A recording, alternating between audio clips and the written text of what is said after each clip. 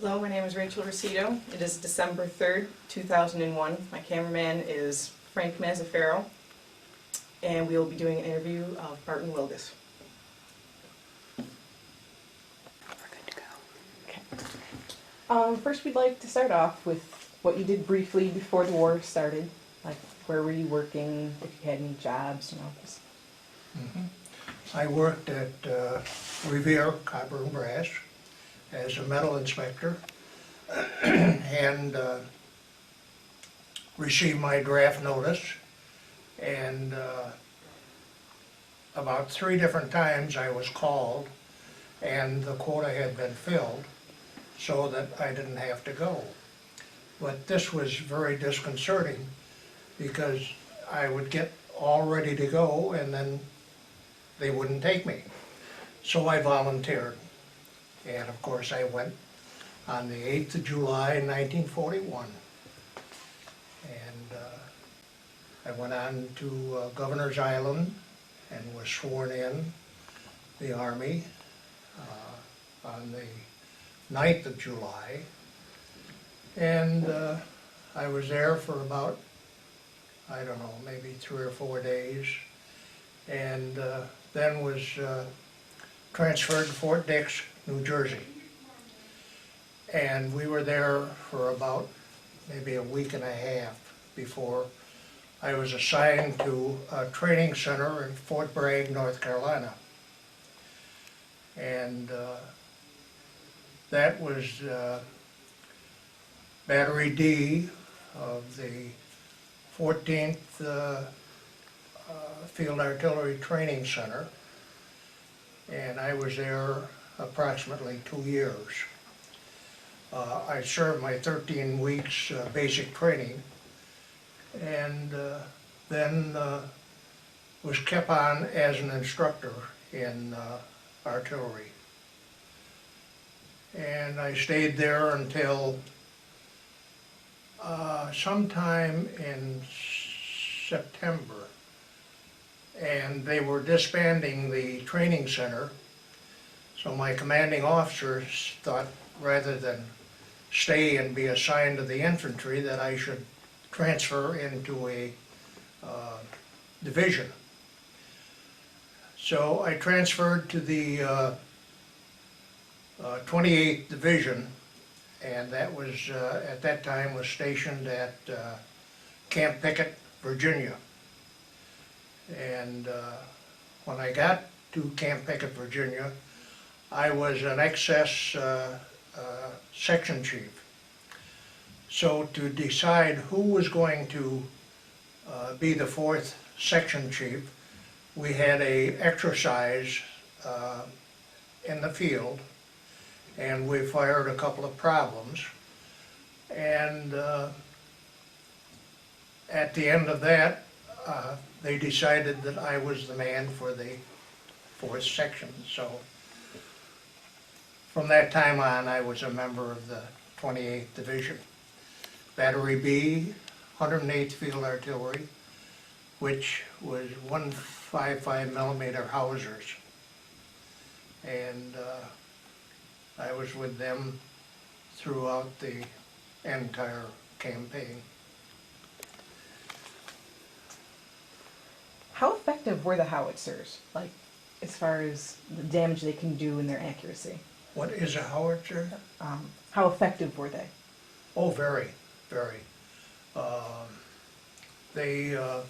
howitzer is a weapon that fires a lob shot, which goes a high arc and drops down behind enemy lines. And it was great at interdiction fire, which is usually on crossroads or troop movements, things like that, as opposed to the 155 rifle, which has a very low and long trajectory. And that's the difference between the howitzer and the rifle. Could you get pretty accurate with them? Very, very. Depending on the forward observer. They had a person, people, I should say, usually consists of 3 forward observers. that were up where they could observe enemy concentrations or convoy movements or anything that we had to fire on.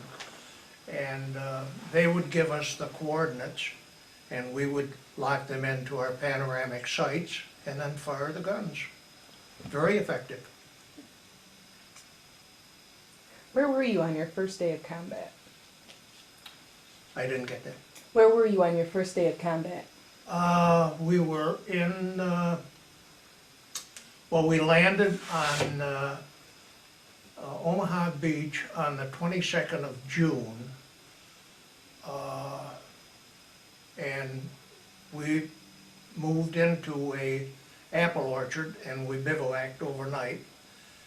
And the next day we moved out, and that night we were, we came under intense bombing from German planes, and we lost quite a few people.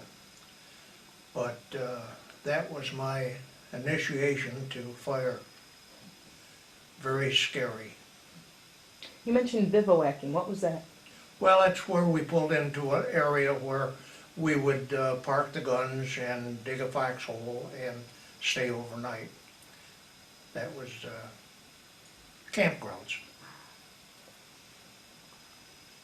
What was your transportation? We hauled the gun with a Diamond T, what they call a 6x6 truck. It was a heavy equipment, and that we had that until about the last year of the war, and then we were issued a new prime mover, which was a track laying vehicle, and it was something new, but it didn't work out.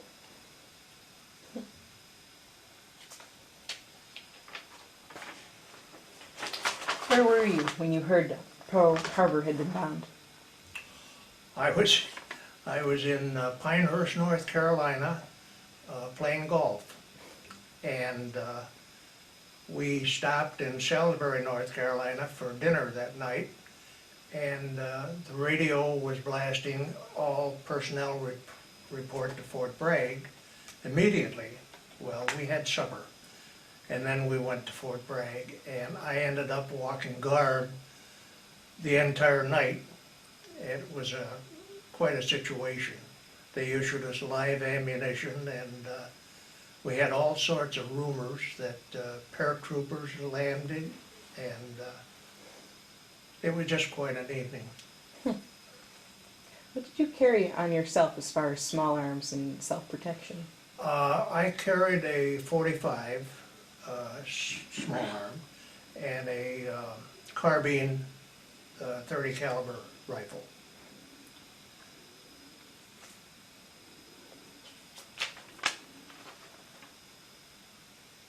Did you ever encounter Germans in close quarters, like POWs? After the war, we were given what we called DP, displaced persons. We used to find people that were displaced and tried to get them back to their home or back to their families, or get them oriented.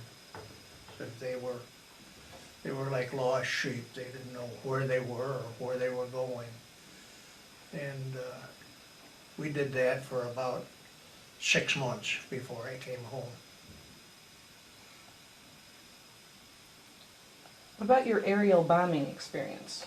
You mentioned that in your paperwork. Well, the only bombing that we went through was, as I indicated, in that bivouac, and that was a horrendous experience. The noise and the pandemonium was really something.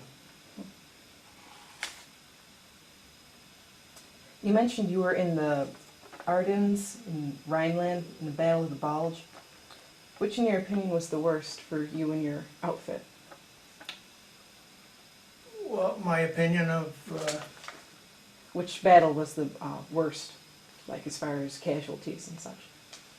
Well, we, in the Battle of the Bulge, we didn't lose any people. We were in a position on the 16th of December, and we got orders to put thermite bombs on our guns and destroy them before we left, because we didn't think we would have time to take the guns with us. But at the last minute, they called and said, no, we were taking our guns, and so we hooked the guns up to the prime mover and we moved out. And when we moved into the town of Dykirch, where we were stationed during the Battle of the Bulge, all the citizens were waving American flags, and they were very happy to see us. When the Battle of the Bulge started, they all got out their swastikas and they were waving those, and they were booing us as we left town. So it was quite an experience. But we were 32 days that we didn't have showers or able to take care of our personal needs. And when we finally got back to an area where they had showers, they burned all of our uniforms and issued us new uniforms because they were just in such terrible shape. Could you describe your experiences in the Rhineland? In what? The Rhineland. I didn't get that. Rhineland? I still didn't get it. The Rhineland. Oh, the Rhine? Yeah. The river? Yes, you mentioned that you were there. I don't recall mentioning the Rhine. We never did get that close. I don't recall anything that was pertinent to the Rhine. I know that shortly after that, we were told that the war was about to end, but that's my only experience with that.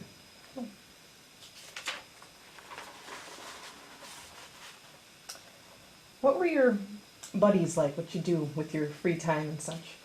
Well, they were all good boys. I had 12 people in my section, and they were from all over the country. The 28th Division was a Pennsylvania National Guard outfit, so there was a lot of people from Pennsylvania in that outfit. But when I joined the division, they were from all over the country, and they were young boys, and they needed a little guidance, and I tried to give it to them. Did you ever do any sightseeing, like out on the town, in the countries that you went to? The country that impressed me most was Belgium. I spent some time in Brussels on R&R, and that's a beautiful city, and it hadn't been touched by any of the bombing or such. It was in good shape.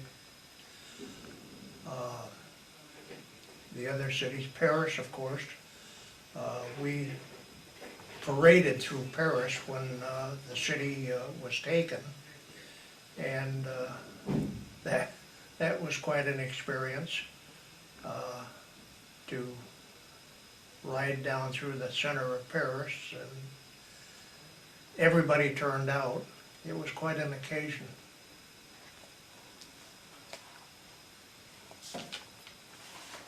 What did you think of your officers? Oh, they were all very capable people. They came from all walks of life. My commanding officer, the last commanding officer I had, was a gas station attendant in civilian life.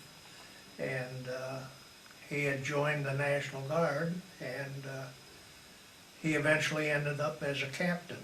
So you never knew what walk of life they came from, but they were all very capable. What did you miss most about home? My wife. I was married in 1943, and I was overseas for 2 years, so shortly after we were married, I went overseas, and of course I didn't see her for almost 2 years to the day, and I missed her. All right, would you like to show us your pictures? Yeah, this picture is a picture of our unit, and it was taken in Tidworth, England. And it shows the entire battery, and I'm right here. Can you pick that up?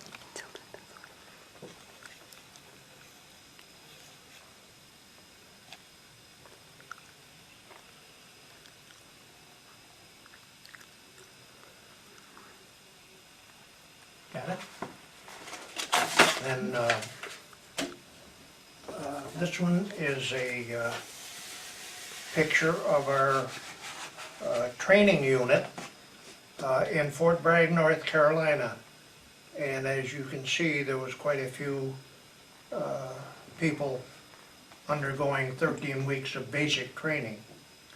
And this was taken, this was the 6th cycle of people that had gone through basic training. So this was probably in 42. Yeah, it was, the date was June 3rd, 1942. You got that one? And the other is a picture of one of the other training cycles.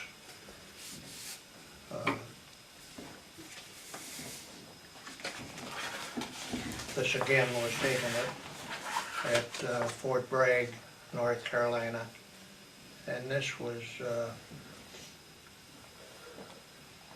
probably, this was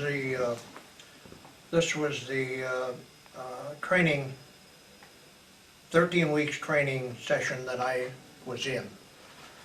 And then, as I said, I was kept on as an instructor in artillery firing. But that's about it. Any other things you might want to mention? Anything that you found particularly interesting? Well, it's been a long time.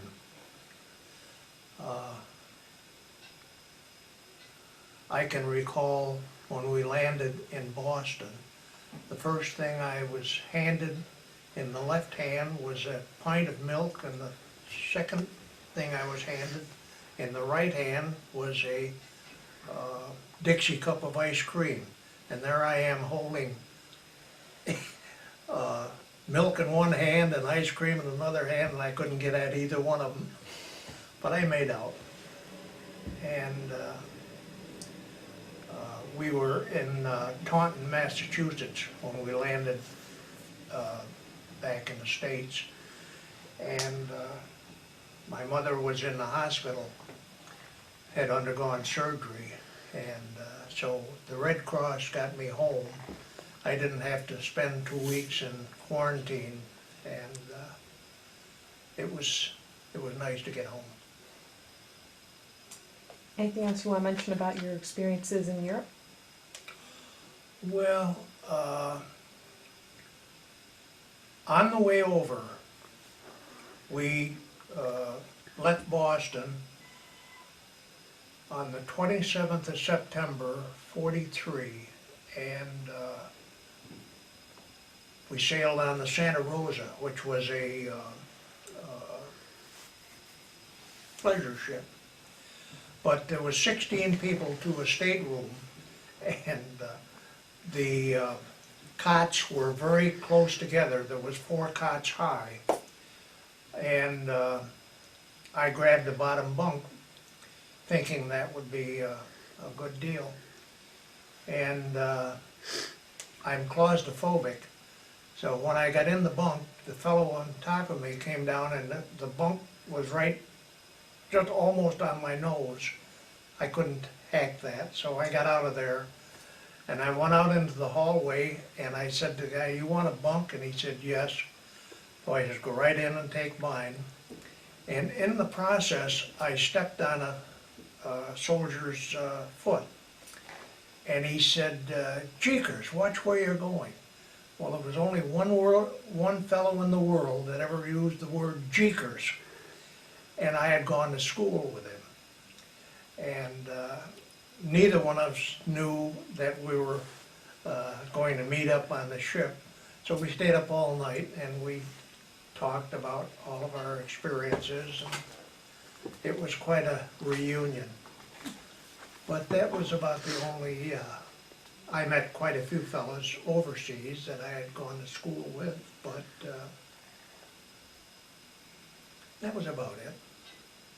Anything else you want to mention about your war, your battle experiences? Well, being in the artillery, we, about our hairiest moments were the beginning of the Battle of the Bulge, and seeing the tanks and artillery come over the hill towards us was quite an experience. But other than that, I didn't have any close calls. I didn't receive any injuries. I was very fortunate. Although we lost quite a few people. But thankfully I wasn't one of them.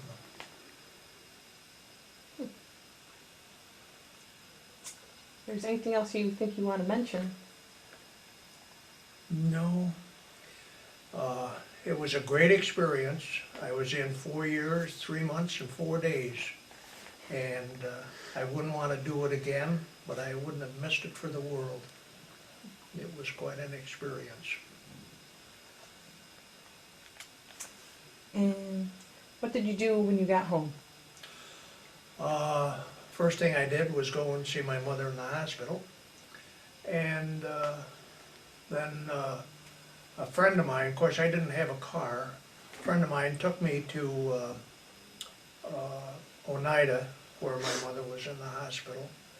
And he said, on the way to Oneida, "What are your plans? What are you going to do?" And I said, "I have no idea." I said, "I can go back to Revere, but I'm not looking forward to that." And he said, "Well, we have a job at the Rome Sentinel, if you're interested." And I said, "Well, it sounds fine. I have no experience," but I said, "You know, I can learn." So I ended up, after I was discharged, working at the Rome Sentinel. And I worked there 8 years. And then I transferred to Utica, to the Observer Dispatch. And I worked there 30 more years. So I'm retired from the Observer Dispatch, and I've been retired 22 years. So I'm having a good life. Well, thank you very much. My pleasure. Can either one of you think of anything you want to ask him? I was gonna ask something about, you said you used howitzers. Was there any other type of artillery that your division used during the war when you were over in Europe? No, I really didn't get the question. Did you use any other forms of artillery other than the Oh, howitzer? yes. I was in a USO Club in England, I can't think of the name of the town.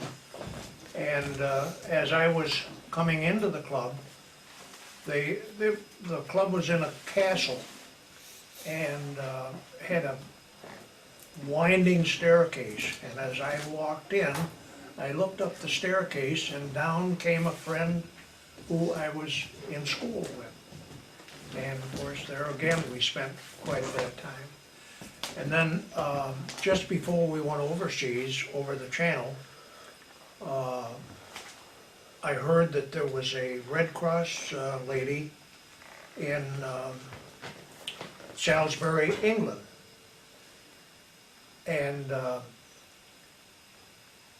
so I asked the first sergeant if I could go and see this girl. Her name was Jean Wiggins, and her father was a wheel in Revere, and they lived on North George Street. I think it's 508 North George, which is right next to the Y. So I had not known her before. I knew the name, but I figured somebody from Rome. I got to see her before I go overseas. So I got transportation to Salisbury and met her, and she was very gracious. We had dinner together and spent a few hours talking about Rome and different things, and that was a unique experience. I enjoyed that. You mentioned the USO Club? Was it a USO Club? Yeah. Yes. What were they? Well, it was a bunch of entertainers that would go overseas, and they would be singers or dancers, or it was a place to go and relax, and they gave you coffee, donuts, Coke, Pepsi, whatever. It was just a place to relax and hang out. It was very nice. They were all over the country, all over the world. But What was it like during the liberation of France? what was The it? liberation of France, what was that like? Liberation of France? Yeah, because you said you were there. Well, when we went into Paris, I think every person in the country of France turned out, because the division was the first American division to enter the city of Paris. And so they put on a parade, and we paraded down through the city center, and we didn't do anything other than just go through, and we set up on the other side of Paris. In fact, it was on the lawn of the Versailles Palace, and that is a beautiful palace, and the grounds were just extraordinary. And here we are with great big trucks and guns and everything parked on the lawn of the Versailles Palace.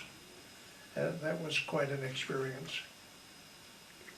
What about Corporal William Waite? You talked a little bit about him. Do you want to embellish a little more? Corporal Waite? Yep. Well, he was my medic, and, well, he was the battery medic, but he chose to travel with our section, and he was a character. He was young. I think Bill was 19 when I met up with him. And of course, being a Red Cross medic, he wasn't allowed to carry any guns or weapons, and I had a constant fight with him because he had picked up a M16 rifle that he had stashed in the truck. That at that time the Germans were noted for harming the medics. They didn't recognize the Red Cross. So my constant battle with him to leave his gun in the truck was quite a thing. But I don't think I would have been alive today if it hadn't been for Bill, because he dug all my foxholes And while I was getting the gun set up for firing, I didn't have a chance to dig a foxhole, and they were very essential, believe me. And Bill always took care of that chore. You received some medals while you were in during World War II. You want to talk a little bit about the medals that you got? Well, actually, the only medals that we got were for the different battles. And I honestly don't even know where they are. My wife probably has got them stashed away somewhere, but the only one I was proud of was a good conduct medal.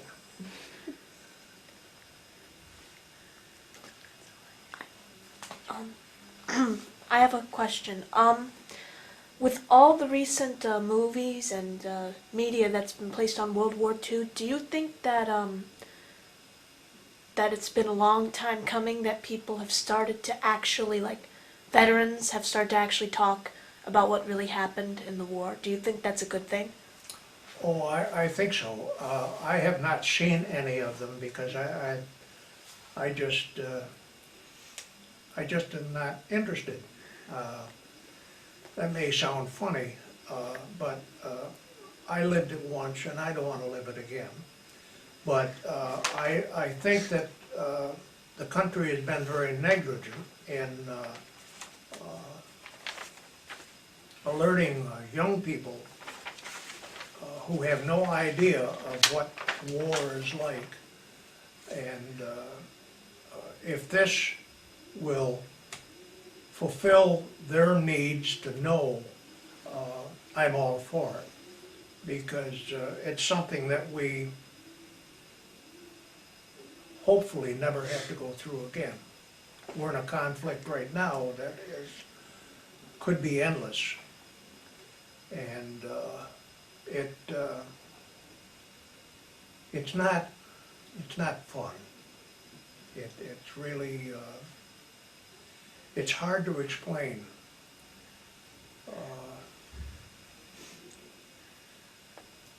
You want to be there, yet you don't want to be there, and you do what you have to do.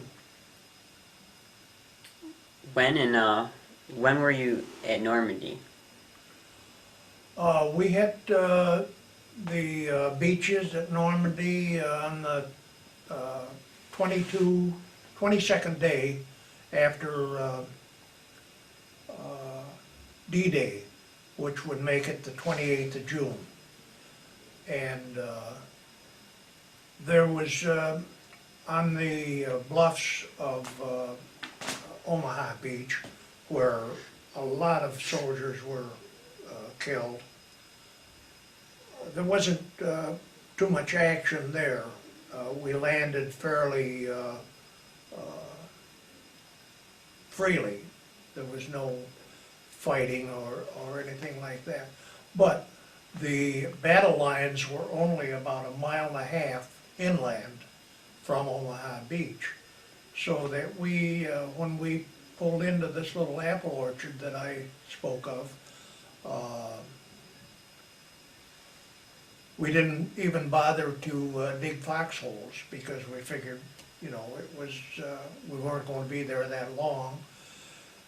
And lo and behold, we were strafed by a Messerschmitt that night about 6 o'clock. Well, dirt flew for about an hour because everybody started to dig in. What was the Messerschmitt? It was a, well, it was a reconnaissance plane. It was a fighter, German fighter. And they just strafed down through the area, and luckily they didn't hit anything, but at least they alerted us to the possibility.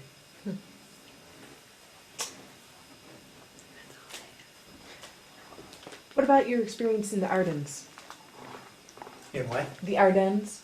The Ardennes, oh, this is great. We were in the Ardennes for about maybe 10 days, and we were in water. The guns were in water. It was a swamp, really. and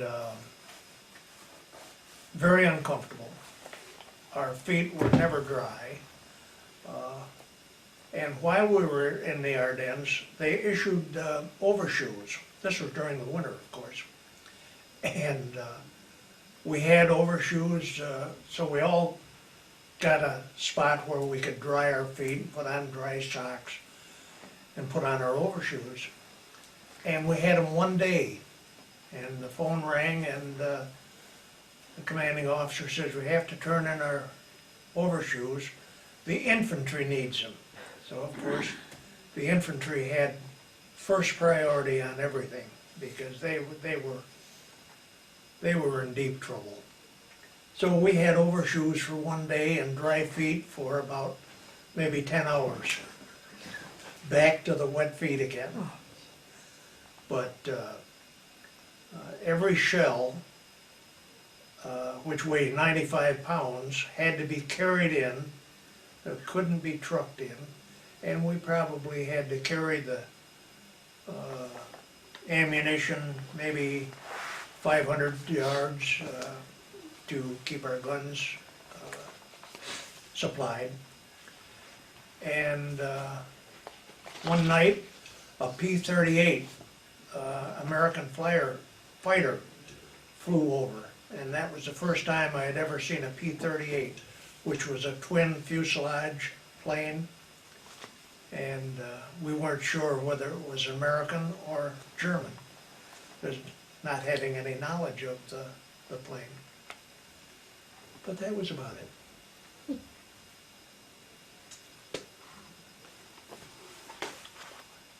All right, well, thank you very much. My pleasure. Very interesting. Thank you.